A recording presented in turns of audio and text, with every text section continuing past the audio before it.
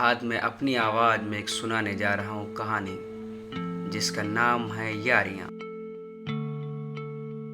मैं बरसों बाद अपने शहर लौट रहा था। स्टेशन आने में कुछ ही समय बाकी था। पेड़ पौधे पहाड़ सब तेजी से पीछे छूट रहे थे और मंजिल करीब आ रही थी। मंजिल यानी मेरा घर, मेरे अपने और मेरी मोहब्बत आफिया। एक झटका खाकर ट्रेन प्लेटफॉर्म पर रुक गई। मैं अपना सामान लेकर उतर गया। स्टेशन पर अजीब सा सन्नाटा था। भीड़ भाड़ वाली जगह ऐसी चुप्पी देखकर मैं हैरान था। कुछ सोचता समझता उसके पहले सामने से अरमान चचा आते हुए दिखाई दिए।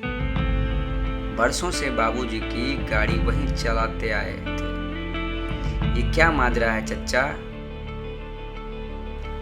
मैंने उन्हें सलाम करते हुए सवाल किया। चचा ने मेरे हाथ से सूटकेस लिया और तेजी से चलने लगे। अपने सवाल का जवाब न पाकर मुझे बेचैनी हुई और मैं अनमन सा उनके पीछे चलने लगा।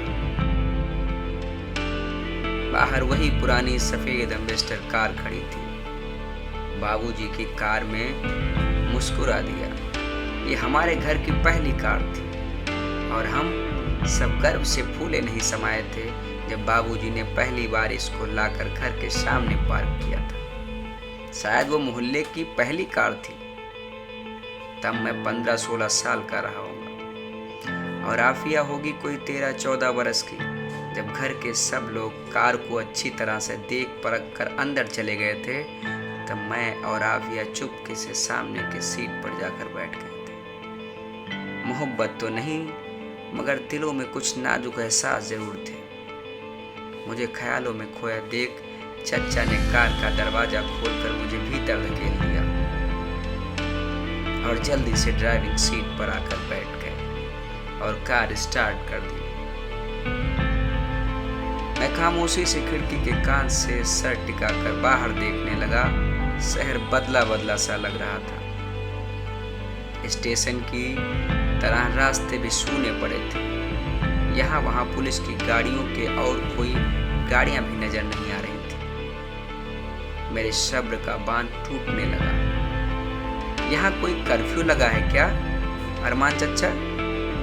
मैंने हैरानी से पूछा। हाँ बेटा, कर्फ्यू लगा है। बड़े चोरों का दंगा भड़क गया था।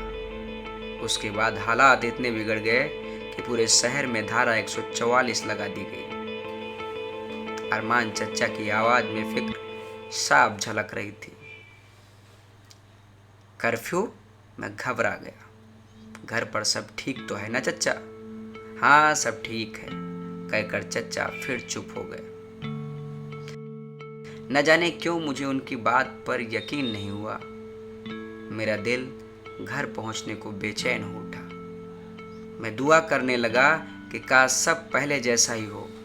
मेरा घर, मेरा परिवार और मेरी आफिया। आफिया मेरे बचपन की मोहब्बत थी। यानी जब से दिमाग ने मोहब्बत के मायने जाने, मैंने दिल के सांचे में हमेशा आफिया को ही डाला और वो एकदम फिट लगी मुझे। मैं नहीं जानता कि आफिया ने मुझे मोहब्बत करना कब शुरू किया, मगर अब करती है इसका मुझे पूरा यकीन था। पहले हमेशा इशारों में अपनी जज्बातों को एक दूसरे तक पहुंचाते थे।